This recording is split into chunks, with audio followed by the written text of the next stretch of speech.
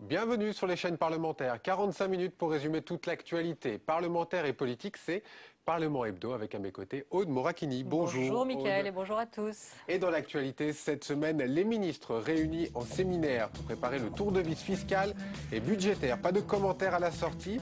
Les 38 ministres ont reçu ce que l'on appelle la lettre de cadrage. Tous les ministères vont devoir diminuer leurs effectifs. Un nouveau président à l'Assemblée nationale à 60 ans et après plus de 30 ans passés sur les bancs de l'Assemblée, Claude Bartolone accède au perchoir largement désigné par ses camarades socialistes.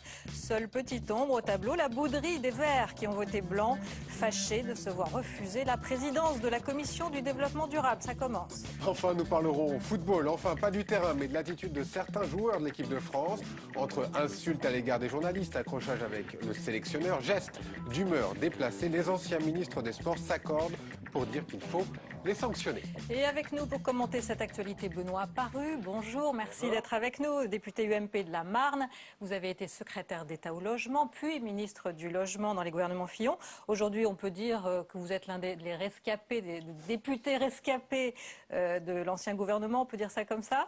Je me sens pas un rescapé du tout. Bon, comment avez-vous vécu cette rentrée parlementaire? On a vu beaucoup de nouveaux visages, beaucoup de socialistes évidemment, espèce d'ambiance de rentrée des classes. Vous faites partie des anciens, vous vous sentez comment à l'Assemblée? Rentrée des classes, je ne suis pas ancien, je n'irai pas jusque-là. J'ai fait 2 ans de député, 3 ans ensuite comme membre du gouvernement, donc je me considère pas entre guillemets comme un député excessivement expérimenté et très ancien, ça on verra dans quelques années. Non, c'est effectivement une rentrée des classes. Maintenant, on attend avec impatience le début du vrai travail. Il y a d'anciens ministres qui nous ont dit qu'ils sentaient comme un vent de liberté le fait d'être dans l'opposition. C'est plus facile d'être dans l'opposition qu'au gouvernement? Si on est sérieux, on répond non. On préfère très largement être dans la majorité que dans l'opposition. Parce qu'un homme politique, il a envie d'agir. Il n'a pas envie de commenter ce que font les autres. Il a envie d'avoir des manettes, d'agir. Donc ça, c'est si on est sérieux et si on ne l'est pas? Si on l'est un petit peu moins, c'est vrai que c'est probablement plus facile d'être dans l'opposition que dans la majorité. Parce qu'effectivement, on peut plus facilement, on a plus de liberté de parole, c'est plus facile de critiquer que d'agir. Mais c'est beaucoup plus intéressant d'agir que de critiquer. À l'Assemblée nationale, vous pensez siéger, vous avez fait votre choix déjà, vous siégerez dans quelle commission? Je siégerai comme il y a 5 ans à la commission des affaires culturelles, notamment pour m'occuper des sujets éducatifs. C'est loin du logement? C'est loin du logement effectivement, mais je n'ai pas souhaité reprendre tout de suite sur le logement. J'interviendrai bien évidemment sur le logement, mais je ne me vois pas aujourd'hui dans la peau du principal opposant sur ce sujet-là. Le logement, on en parlera au cours de notre émission. On va d'abord passer au lundi. Tous les ministres sont réunis en séminaire gouvernemental.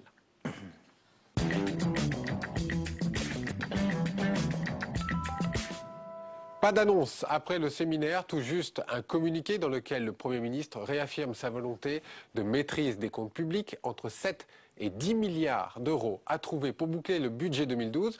Alors, comment y arriver? Quelques éléments de réponse avec Jérôme Rabier. Pas un seul des 38 ministres et ministres délégués ne manque à l'appel de Jean-Marc Ayrault. Objectif du séminaire, trouver des milliards et vite, car il manque entre 7 et 10 milliards d'euros pour boucler le budget de cette année. À plus long terme, des économies devront être réalisées dans tous les ministères, mis à part dans les domaines prioritaires que sont l'éducation, la police et la justice. Car c'est une des promesses de François Hollande qui est en jeu, alors que le déficit fin 2011 atteignait 5,2% du PIB, il doit être ramené à 4,5% à la fin de l'année, puis à 3% en 2013. Plusieurs mesures phares de la présidence Sarkozy, comme la défiscalisation des heures supplémentaires, devraient être abrogées. De nouveaux impôts, notamment sur les dividendes versés aux actionnaires ou sur les droits de succession, doivent également contribuer à réduire le déficit chronique français. Les élections à peine terminées, l'heure des efforts annoncés par Jean-Marc Ayrault semble bel et bien avoir sonné. Alors Benoît Paru, on l'a entendu, les efforts vont commencer et tous les ministres, en tout cas, ont reçu leur lettre de cadrage. Hormis l'éducation, la justice et peut-être également le ministère de l'Intérieur, tout le monde va devoir diminuer ses effectifs. Peut-être, on parle même de 2 fonctionnaires sur 3. Le gouvernement Ayrault plus fort que le gouvernement Fillon? C'est une très belle supercherie intellectuelle. C'est quand même sublime. Pendant 5 ans, on nous a expliqué que ce qu'on faisait, nous, au gouvernement, était absolument horrible. Que ça allait mettre la France à genoux, que la crise était à cause de nous. Ensuite, on a eu une deuxième période. Les 5 semaines pendant lesquels François Hollande était président de la République, mais n'avait pas de majorité à l'Assemblée nationale. Là, c'était tous les conseils des ministres d'échec, de la dépense publique. Et au lendemain de l'élection, poum, on serre les boulons. Ça veut dire plusieurs choses. Un, qu'ils ont raconté n'importe quoi pendant 5 ans, dans leur critique sur ce que nous faisions. Deux, qu'ils ont fait des cadeaux électoraux. Non, ils la connaissaient la réalité. Qu'ils nous ont fait des cadeaux électoraux pendant les 5 semaines séparant des élections législatives et que maintenant, ils redeviennent sérieux. Alors, tant mieux s'ils sont sérieux, tant mieux. Mais ça va Je beaucoup plus loin préférais que votre gouvernement. Je préférais qu'ils fassent des économies plutôt qu'augmenter la fiscalité. Ça me paraîtrait beaucoup plus judicieux et beaucoup plus efficace. Il n'en demeure pas moins que ce que vient de démontrer cette semaine le gouvernement, c'est que les options économiques et budgétaires qui étaient les nôtres et qu'ils ont critiquées pendant 5 ans étaient les bonnes. Ils font à peu près la même chose. Benoît Paru disent qu'ils ont trouvé un déficit oui, supplémentaire de 7 à 10 milliards d'euros qu'il faut bien combler. Vous répondez quoi à ça? Je réponds à la chose suivante. Ils ont effectivement trouvé 7 à 10 milliards d'euros de trous supplémentaires. Pourquoi? Pour 2012. Parce que la croissance est moins forte que prévu. Sur l'année 2011, nous avions la même équation. Ça peut une expliquer croissance ce revirement, finalement. moins forte que prévu, qui était en gros de l'ordre de 25 milliards. On avait trouvé les 25 milliards et on avait fait les efforts nécessaires. Mais de grâce, qu'ils ne nous fassent pas le coup on découvre une situation absolument horrible. Enfin, si, pendant leur campagne présidentielle, ils ne connaissaient pas la situation économique du pays, sur quoi ils se sont basés pour faire leur projet? Et pourtant, l'audit. Ils le connaissaient. L'audit qui va être annoncé la semaine qu'ils ont prochaine. demandé, ils l'auront la semaine prochaine. Donc la semaine prochaine, on va voir la scène du 2. Toute la semaine, on va voir oh, c'est horrible, les caisses sont vides, c'était pas financé, etc., etc. Grand classique du genre. Ok, on connaît par cœur. Je note simplement une chose. Ils ont passé 5 ans à dire l'exact inverse de ce qu'ils font aujourd'hui. D'accord. Maintenant, ils découvrent, ils sont aux commandes. Ils vont décider aussi peut-être d'un plan de rigueur, c'est ce que vous voulez dire? Ah ben c'est ce qu'ils sont en train de faire. Je ne vais pas plaindre, je vais pas Il n'est pas masqué, reprocher ce plan, de pour vous, rigueur. c'est un plan de rigueur. Peu importe le terme, là encore, je ne suis pas fanat du mot rigueur, mais peu importe le terme. Ils font un plan d'économie budgétaire. Tant mieux. La France ne peut pas se permettre de continuer à dépenser plus qu'elle ne gagne. Simplement, il ne fallait pas nous raconter l'inverse pendant 5 ans. Il ne fallait pas baser sa stratégie électorale sur les critiques par rapport à la fameuse RGPP ou au non-remplacement d'un fonctionnaire sur 2, quand dans la moitié des ministères, ils vont en faire beaucoup plus. Alors, rigueur, mais pas complètement, puisque cette semaine, le gouvernement a annoncé un coup de pouce au SMIC. Il augmentera donc de 2% à partir de juillet, soit 22 € de plus à la fin du mois. Trop, disent les patrons, pas assez, estiment les syndicats. Voici ce que leur répond le ministre du Travail. Il s'agit de ne pas prendre de retard. Donc il s'agit de faire aujourd'hui ce qui aurait été éventuellement fait plus tard. Mais quelque chose qui intervient aujourd'hui, c'est de l'argent gagné. Quand ça intervient plus tard, c'est de l'argent perdu. Donc le fait d'avancer aujourd'hui et de tenir compte de l'inflation qui est intervenue depuis 6 mois pour revaloriser le SMIC, c'est un plus pour l'ensemble des salariés. Un plus pour l'ensemble des salariés. Benoît Paru, il n'y a eu aucune augmentation du SMIC sous le quinquennat Sarkozy, même symboliquement. Ça ne vaut pas la peine de rehausser le SMIC? Ce que nous dit là le ministre des Affaires sociales, c'est quoi? J'augmente maintenant, mais l'augmentation de maintenant, c'est celle qui aurait dû intervenir plus tard. Autrement dit, plus tard, il y aura 0. C'est ce que ça veut dire, grosso modo. Donc il avance, grosso modo, d'1 an ou de 6 mois, des augmentations qu'il aurait dû faire quand même. Quand vous dites aucune revalorisation du SMIC, c'est faux. Sous le quinquennat précédent. Aucun coup de pouce. Oui. C'est pas la même chose. Oui. C'est-à-dire qu'on a respecté l'obligation qui était la nôtre Sur d'augmenter à hauteur de l'inflation. Là, c'est un petit coup de pouce. Bonne nouvelle, mauvaise nouvelle. Mauvaise nouvelle pour les entreprises, notamment pour celles qui ont des difficultés. Mais mauvaise nouvelle également pour les salariés. Parce que dans le petit reportage que vous avez passé avant, il y avait un autre truc qui était très intéressant, que vous indiquiez, qui est qu'on allait supprimer les heures supplémentaires. 9 millions de salariés en bénéficient. Sur la fiche de paye, 150 € de plus. Là, l'augmentation du SMIC, c'est 21 € de plus. C'est encore une belle supercherie. À la fin du mois, les smicards, malheureusement, auront moins d'argent. On leur redonne 21 €, on leur en supprime 150. Pour ceux qui bénéficiaient de cette... Et c'est ça qu'on appelle, j'imagine, une augmentation du pouvoir d'achat. Là encore, permettez-moi de vous le dire, je répète le même mot, c'est une supercherie. Voilà pour le plan économique. On va passer à ce qui se passe à l'Assemblée nationale. Et mardi, eh bien, l'élection d'un nouveau président.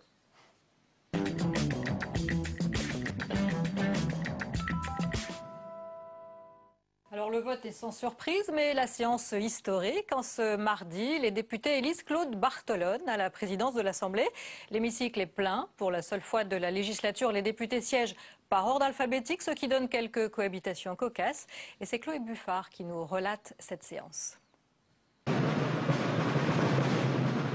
Cette fois-ci, c'est la rentrée, la vraie. Première séance pour les députés. À la tribune, le doyen, l'UMP François Sellier, 76 ans. Je sais que ma maman, qui vient d'avoir 100 ans, me regarde à la télévision. Pour l'assister, les 6 plus jeunes députés, dont Marion Maréchal-Le Pen, seulement 22 ans. C'est elle qui surveille le bon déroulement du vote pour élire le président de l'Assemblée. Et les députés sont partagés, serrés ou non la main de la petite fille du leader du Front National.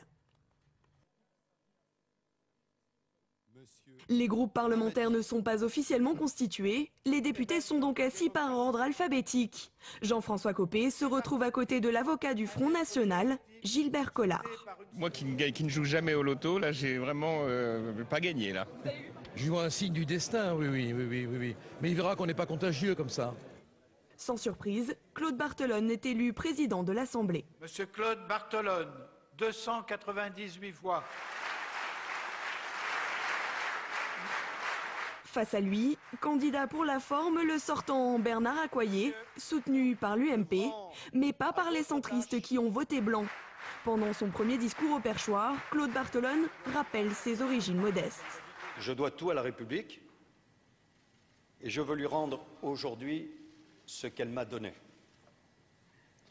Vous représentez la plus grande fierté de ma vie. C'est en même temps qu'un honneur le règlement d'une dette envers mon pays. Prochain rendez-vous, mardi pour la déclaration de politique générale faite par le Premier ministre Jean-Marc Ayrault. Là encore, l'hémicycle devrait afficher complet. Bon, Benoît Paru, on ne vous demande même pas si vous y étiez. C'était la séance incontournable où il fallait être. Je ne sais pas s'il fallait Vous étiez y être. d'ailleurs à côté d'une députée de gauche, oui, Sylvie Andrieux, mise en cause pour détournement de fonds dans les Bouches-du-Rhône. Il n'y a pas de relation de causalité dans le fait que je sois assis à côté d'elle. Non, je le mentionne juste comme ça. Voilà, c'est de l'ordre alphabétique pur et dur. Ça fait qu'elle est faite pour être comme ça, dans son groupe, protégée par son groupe. On ne dirait pas protégée par son groupe, il ne faut pas exagérer non plus. On est quand même dans une république civilisée, donc arrêtons effectivement, c'est pas parce qu'on est assis un jour à côté d'une députée socialiste que c'est un drame absolu. Nous sommes des gens civilisés. Là, il n'y avait pas d'échange par définition. Donc ça... Non, il n'y a pas d'échange particulier, c'est une séance atypique, puisqu'il s'agit de l'élection du président de l'Assemblée nationale.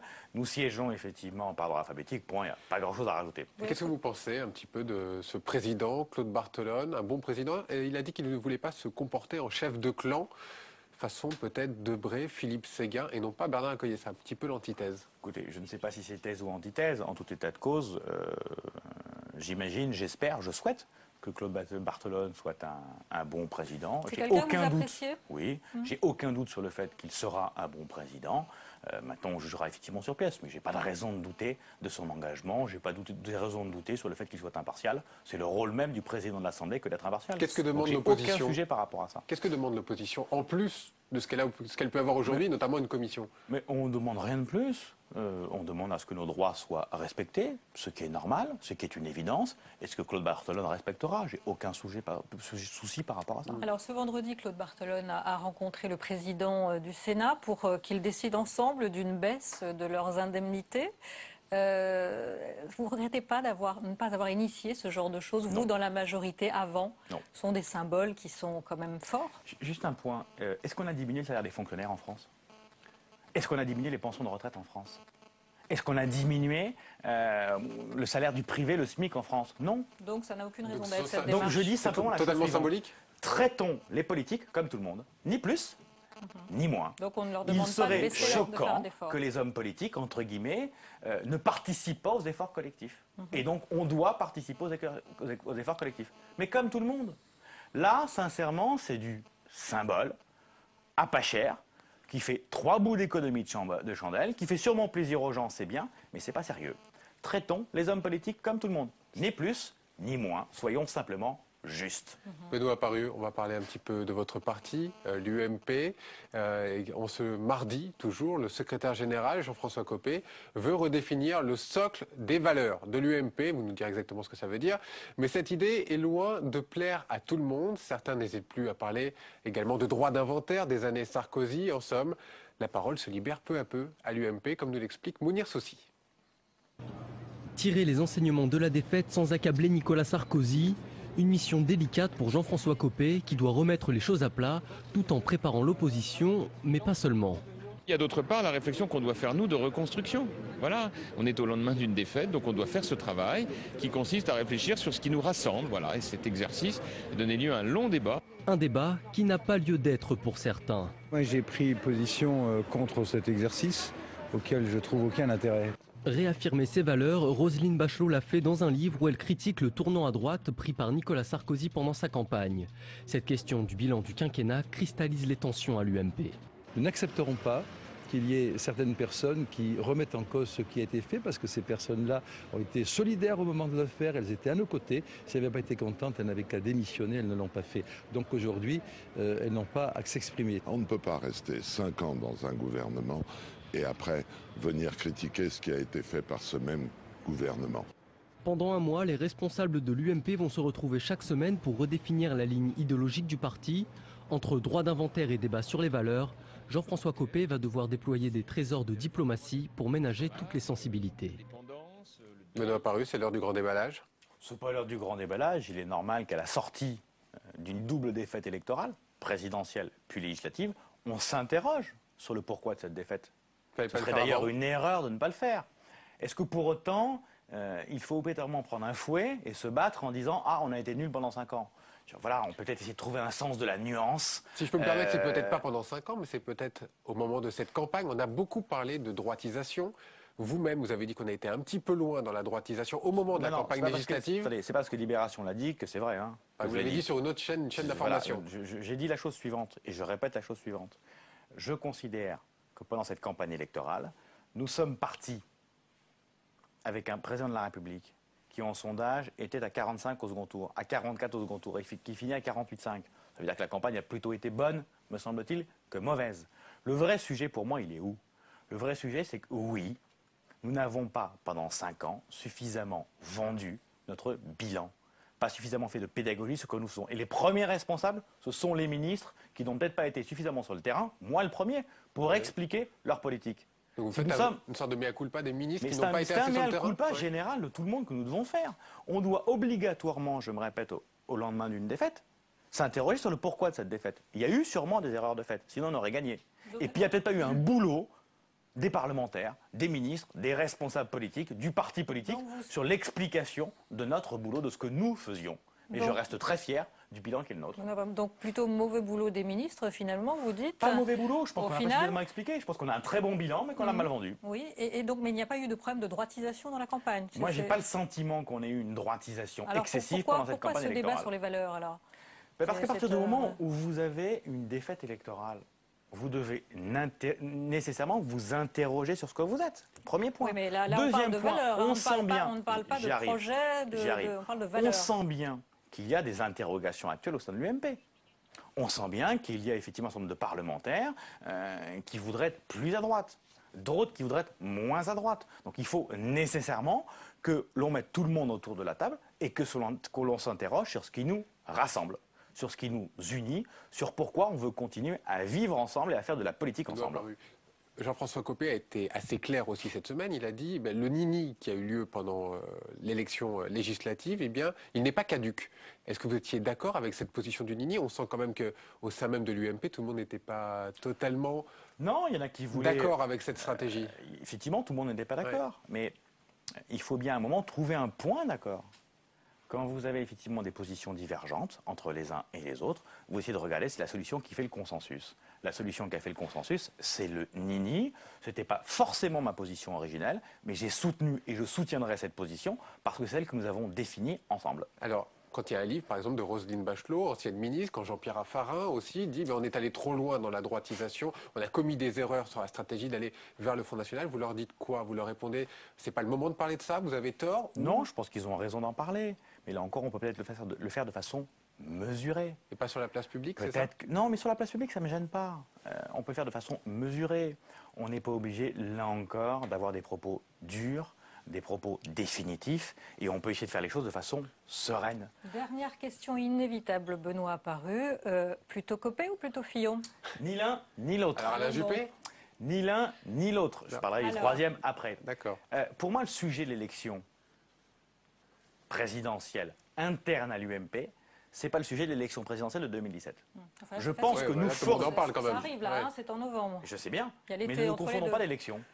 Ne confondons pas Vous d'élection. avez bien une préférence, au Non, fond, mais même ma si préférence, vous ne voulez pas nous la donner maintenant. Non, je ne vous donnerai pas de préférence parce que j'en ai pas et parce que je considère que l'affrontement potentiel Copé-Fillon serait une erreur pour notre parti Alors les politique. Laurent Wauquiez, les Valérie Nous ne Pécresse qui sommes prennent pas- position. Mais ils font ce qu'ils veulent. C'est leur choix, c'est leur droit. Permettez-moi d'avoir une position Bien différente. sûr. Bon, Mais- ma position, c'est de C'est dire Nini. que c'est...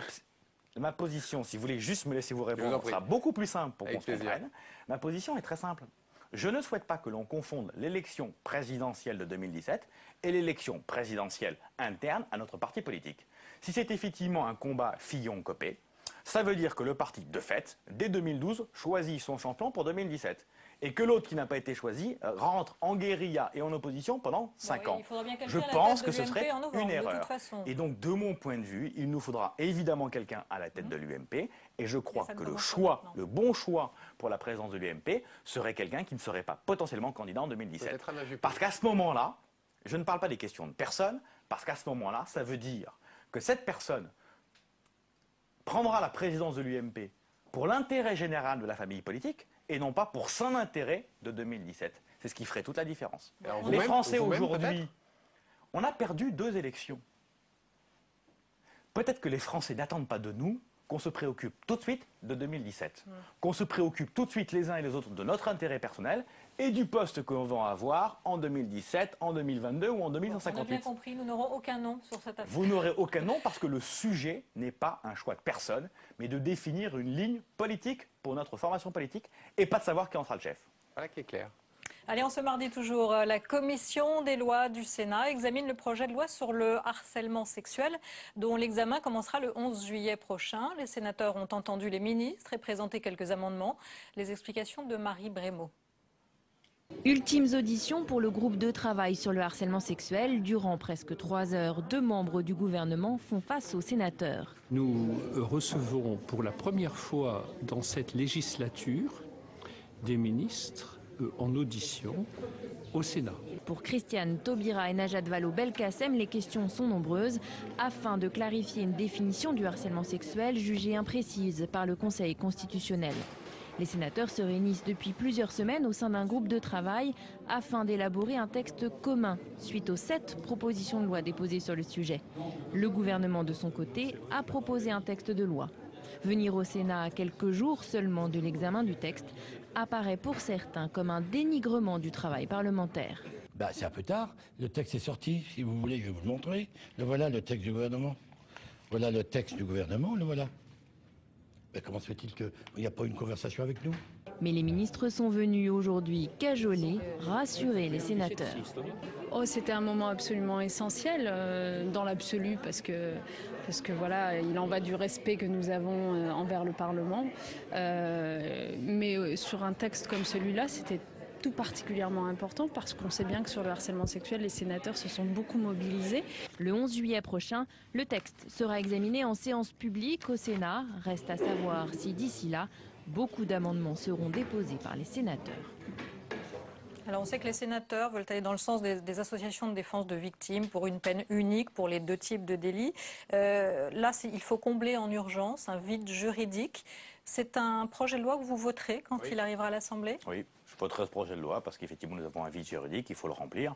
Il faudra évidemment examiner les détails, mais oui, je le voterai. Quel qu'il soit. Pas une question de consensus. Quand il y a un bon texte de loi, on le vote. Quand il n'y a pas de bon texte de loi, on ne le vote pas. Point. Donc là, vous considérez qu'en l'état, il est Je ne vais votable. pas regarder dans le détail le texte, mais Oui. le principe et la philosophie générale de ce texte me conviennent. D'un mot quand même, les lois ont été vite écrites, vite ficelées dans l'ancien gouvernement. Le Conseil constitutionnel avait invalidé cette loi. C'était une erreur, là aussi, une sorte de mea culpa à faire? On va trop vite. On va tous trop vite pour faire la loi, parce qu'on répond tous à des émotions collectives. Dès qu'il y a une émotion collective, il faut une loi. Je crains malheureusement que l'on fasse trop vite la loi dans ce pays, qu'on fasse trop de lois dans ce pays, et il nous faudrait, de ce point de vue-là, ralentir l'inflation législative. C'est beaucoup ce qu'on a reproché à Nicolas Sarkozy, Bien sûr, ce que vous mais êtes en train de dire là, c'est plus pas qu'à ses propre. prédécesseurs. Je ne crois pas que ce soit propre à Nicolas Sarkozy. Je pense que ce gouvernement, malheureusement, fera un peu la même chose. C'est-à-dire que dès que vous avez une émotion collective, vous êtes les premiers, vous, journalistes, à nous demander le plus jamais ça. Comment se fait-il que ce soit encore possible? Pour répondre à cette équation-là, en général, on fait une loi. Dans la précipitation, c'est une erreur. Et le Conseil constitutionnel invalide. Donc Et il a raison. c'est le De ce serpent point de vue-là. qui se mord la queue finalement. Il a raison de ce point de vue-là. Bien. On passe au mercredi. Premier couac entre le PS et ses alliés. Ça se passe à l'Assemblée.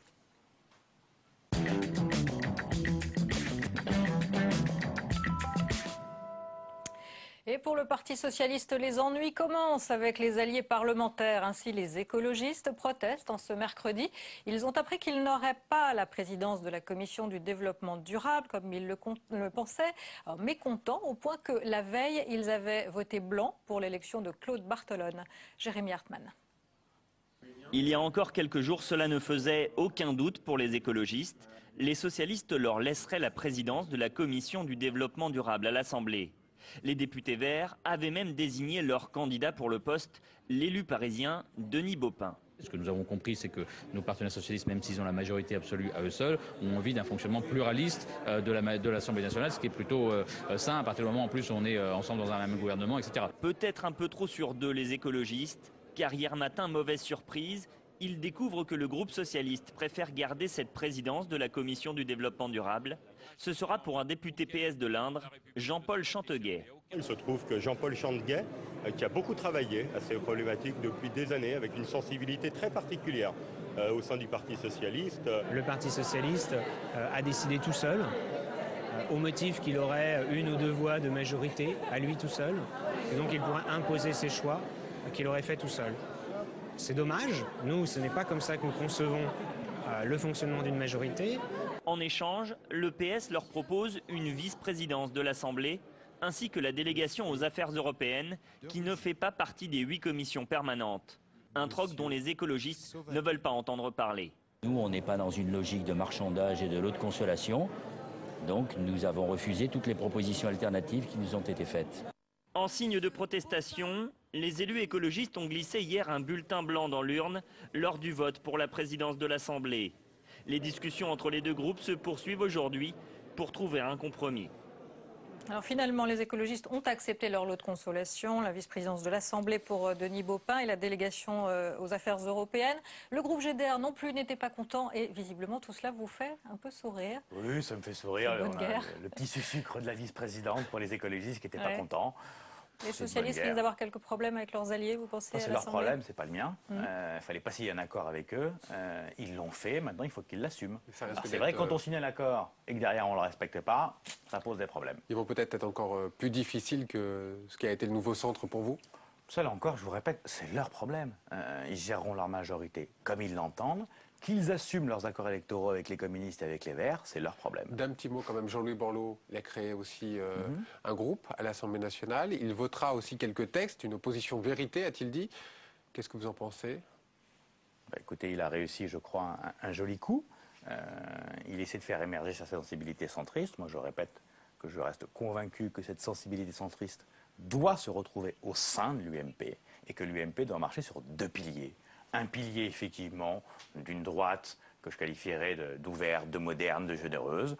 Un pilier avec une droite plus régalienne, plus forte, plus populaire, entre guillemets. Nous devons marcher sur les deux piliers. Il faut ouvrir la porte à Jean-Louis Borloo bien sûr, oui. Il faut lui ouvrir la porte. Pour qu'il réintègre l'UMP. Je pense qu'il faudrait effectivement que nous ayons, comme c'était l'ambition originelle de l'UMP, un parti politique qui va de la droite au centre droit, qui accepte les différentes sensibilités et qui marche sur deux jambes. Sur aujourd'hui les deux jambes qui sont celles de notre formation Donc là, politique. vous demandez à Jean-Louis Borloo de réintégrer l'UMP. Ah, je lui demande effectivement, enfin je lui demande pas, il fera ce qu'il veut. Oui, je souhaite, enfin, vous j'aimerais, souhaitez. je pense qu'il serait judicieux qu'il réintègre l'UMP. Benoît Paru, nous allons nous arrêter un instant sur un thème qui vous est cher, le logement. Vous en avez été bien sûr le ministre dans le gouvernement Fillon, on le rappelle. La loi Dallot sur le droit au logement opposable fête ses 5 ans. La loi permet aux personnes sans domicile ou en voie d'exclusion, sans possibilité de se reloger, de bénéficier d'un logement. Le sénateur socialiste Claude Dillin, ancien maire de Clichy-sous-Bois, en a dressé en commission un bilan pour le moins contrasté. Mounir Soussi. Obliger l'État à fournir un logement aux demandeurs les plus fragiles, ce principe de droit au logement opposable adopté il y a 5 ans fonctionne assez bien en région, mais dans les grandes agglomérations et surtout en Île-de-France, son application se révèle difficile. En région parisienne, plus de 30 000 familles prioritaires aux yeux de la loi sont toujours en attente d'un toit. Pour les associations, l'État n'est pas allé assez loin pour faire respecter les droits des mal logés. Aujourd'hui, mettre en œuvre la loi Dallot, ça veut dire prendre des mesures très vigoureuses, un plan d'urgence pour organiser le relogement de tous les prioritaires Dallot, de toutes les personnes qui sont sans logis, appliquer la loi de réquisition, donc 3 lois qu'il faut absolument mettre en œuvre, et puis également mobiliser le parc locatif privé pour avoir tout de suite des logements, louer des logements dans le parc privé. Mettre à contribution le privé, les sénateurs y pensent aussi. Dans un rapport, ils proposent aux propriétaires d'appartements vides de signer des conventions pour les convertir en habitats sociaux. Aujourd'hui, rien qu'en Île-de-France, 320 000 logements restent inoccupés. Comme il y a un syndicat des transports Île-de-France, on voudrait un syndicat ou une organisation, une autorité responsable du logement en Île-de-France. Et donc il va y avoir une nécessité absolue de mettre de la cohérence, de la gouvernance un peu plus dans l'attribution des logements. Pour réduire la pénurie, les sénateurs proposent de concentrer les constructions de logements vraiment sociaux dans les zones les plus tendues. Mais un chiffre vient contrarier cette recommandation. Sur les 3 derniers mois, le ministère du Logement enregistre une baisse de 20% des mises en chantier comparée à la même période l'an passé.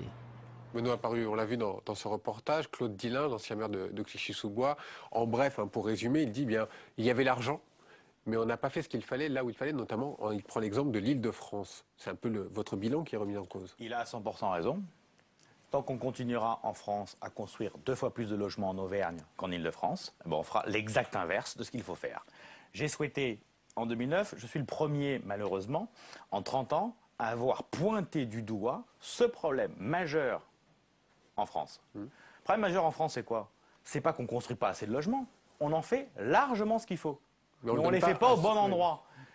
J'ai donc réorienté en la matière les choses. Quand je suis arrivé, 25% des logements sociaux étaient faits dans les zones dites tendues. 75% ailleurs. Vous pouviez en faire le double, le triple de logements sociaux, si vous ne le faites pas où c'est nécessaire, ça ne servira pas à grand-chose. On est maintenant à 38% dans les zones tendues, il faut continuer, et il faut que demain, 50, 60% des logements sociaux soient faits là où c'est nécessaire. Ailleurs, ça ne sert à rien. On comprend très bien, mais alors pourquoi est-ce que le problème de l'Île-de-France perdure? Est-ce qu'il y a un problème de foncier? Pour une raison très simple. Prenons cet exemple-là, très précis. Pour un problème très simple, le foncier est beaucoup plus cher, donc ça coûte plus cher à construire, premier élément. Deuxième élément, 80% des permis de construire sont déposés dans 20% des communes. Ça veut juste dire que les communes ne sont pas très désireuses de construire des logements, sociaux ou privés d'ailleurs. Dans les 2 cas, pour l'instant, non, on ne peut pas les obliger. Le résultat, c'est quoi? C'est que nous devons impérativement faire appliquer la loi sur le Grand Paris, où nous avons dit qu'il faut faire 70 000 logements en Île-de-France tous les ans. Actuellement, on en fait 42 000. Il faut quasiment doubler la production en Île-de-France. Tant qu'on ne fera pas ça, les prix continueront à augmenter, la pénurie restera présente. Et Cécile Duflot, qui est en charge du Grand Paris, vous pensez qu'elle va entendre tout cela? Ça, vous lui poserez la question à elle. J'espère qu'elle l'entendra, parce que là encore, je me répète, le seul sujet de la politique du logement en France, c'est où est-ce qu'on construit les logements. C'est pas combien on en fait, mais où on les fait. Allez, on va passer au jeudi. Un petit îlot UMP dans la vague rose de l'Assemblée.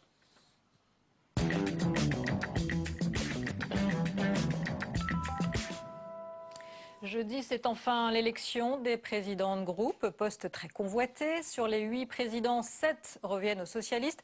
La 8e, la commission des finances, va, comme c'est désormais la tradition, à l'opposition et plus précisément au député UMP Gilles Carrez. Le point sur ses présidences avec Mathilde Terrier. Sans surprise, il hérite de la commission des finances.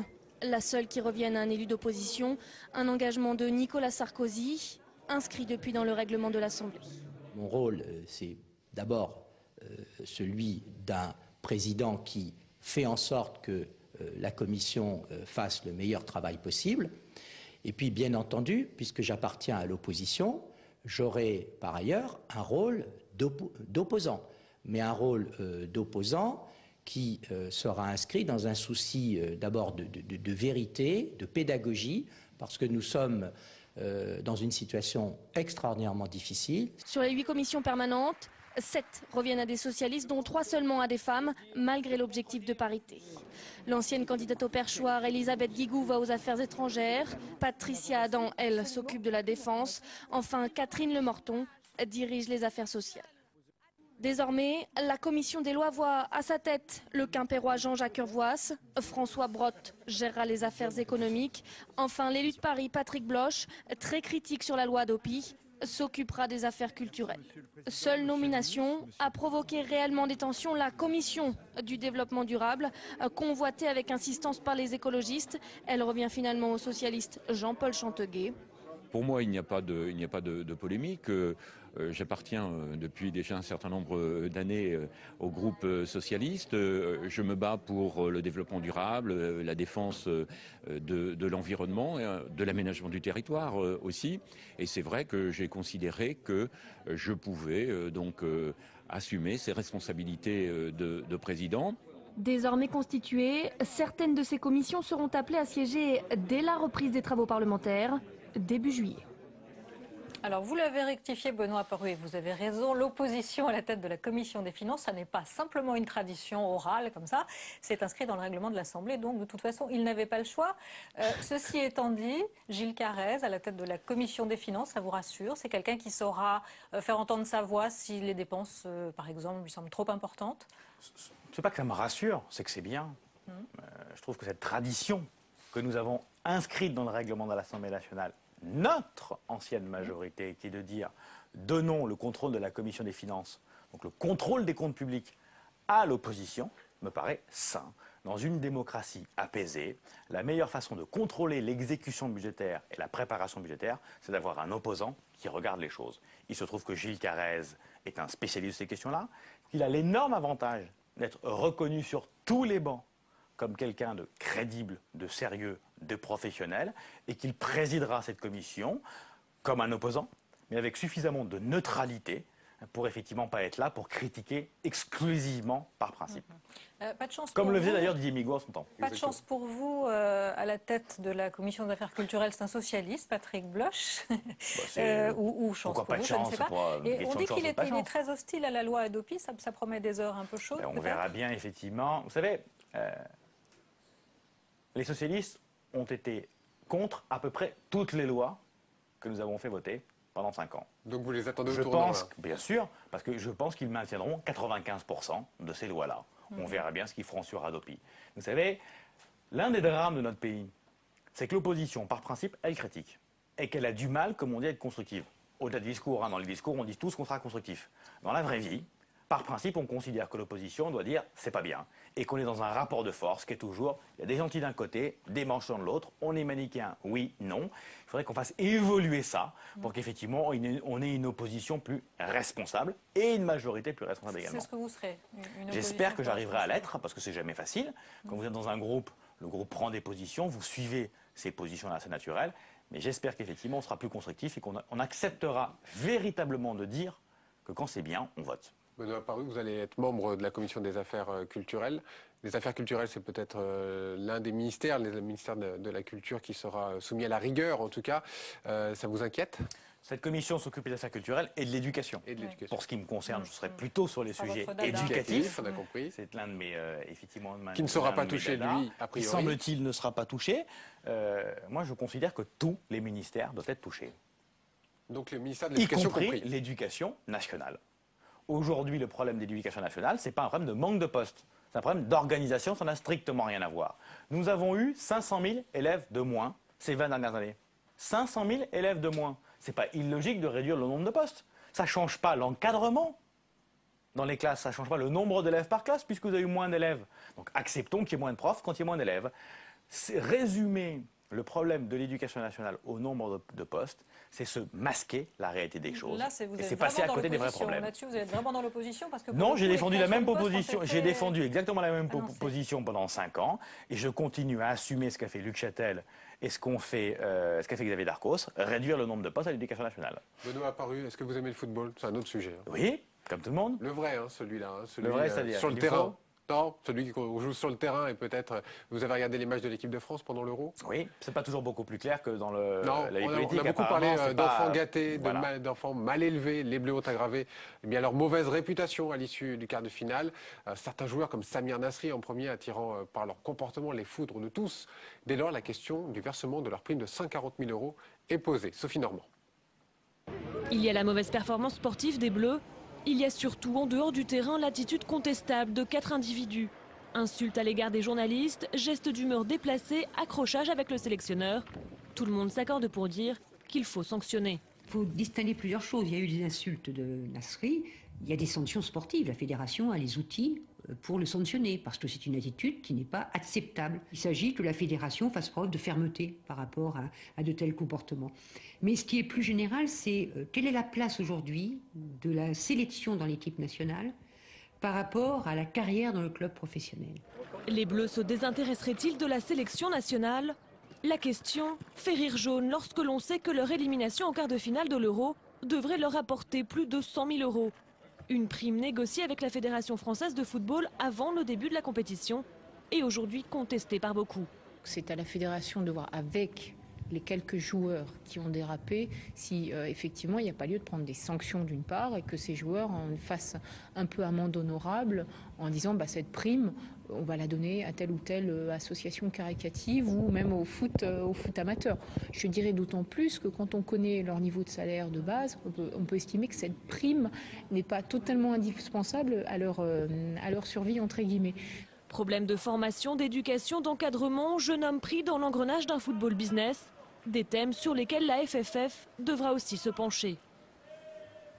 Benoît Apparu, Claude Barthelone, le nouveau président de l'Assemblée nationale, interrogé sur cette question des primes, a dit des joueurs que ce sont des machines à jouer et à encaisser des primes. Vous êtes d'accord? Je ne sais pas si c'est ça. Distinguons là encore les choses. Et si on peut peut-être mettre un peu de nuance. Si j'ai bien compris, il y a 4 joueurs qui ont déconné. Pas tous. 4 sur quoi? 22, je crois? 23. 23, pardon? 4 sur 23. Pourquoi vous allez sanctionner 23 personnes quand il y en a 4 qui ont déconné? Sanctionnons ces 4-là, supprimons la prime pour ces 4-là. Pourquoi les autres? Ceux qui ont fait le boulot, qui ont mouillé le maillot, comme on dit en termes sportifs, qui se sont défoncés sur le terrain, seraient punis. Il n'y a pas de raison. Punissons ceux qui déconnent, pas les autres. Donc on leur enlève leur prime pour ces 4-là, pour ces 4-là, pour ceux effectivement qui insultent, où on a clairement senti sur le terrain qu'ils étaient ailleurs, ceux-là, il n'y a aucune raison de les payer pour ça. Vous qui vous intéressez à l'éducatif, à l'éducation, il y a un vrai problème là, sur les centres de formation notamment. Oui.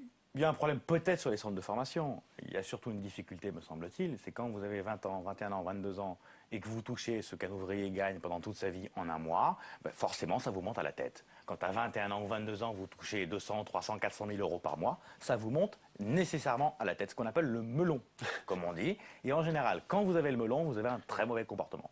Ça ne peut pas s'accompagner, ça, sur un plan éducatif? Comment, vous savez, les joueurs du loto, là, les gagnants du loto qu'on accompagne dans leur nouvelle fortune? Ça peut sûrement s'accompagner. Sûrement, je vois mal comment faire une loi pour dire que le comportement doit être très bien en la matière. Donc, je ne sais pas comment faire. Je ne suis pas spécialiste en la matière et j'imagine qu'effectivement, un acte éducatif, un accompagnement psychologique ou je ne sais quoi serait utile. Le problème de fond, c'est de savoir effectivement si quelqu'un à 20 ans doit gagner 400 000 € par mois. On va terminer cette émission avec une image, la visite à Paris de l'emblème de l'opposition aux dictatures, Aung San Suu Kyi, prix Nobel de la paix, fer de lance de l'opposition birmane. Elle a été reçue à l'Élysée, mais aussi par les présidents de l'Assemblée puis du Sénat. À Paris, elle s'est dit prête à exercer le pouvoir si son parti l'emportait aux élections législatives prévues en 2015. Voilà, et c'est sur cette image qu'on se quitte. Merci Benoît Apparu d'avoir été notre invité. Et on se retrouve, nous, Mickaël, la semaine prochaine. Oui, même lieu, même heure. Bon week-end. Bon week-end.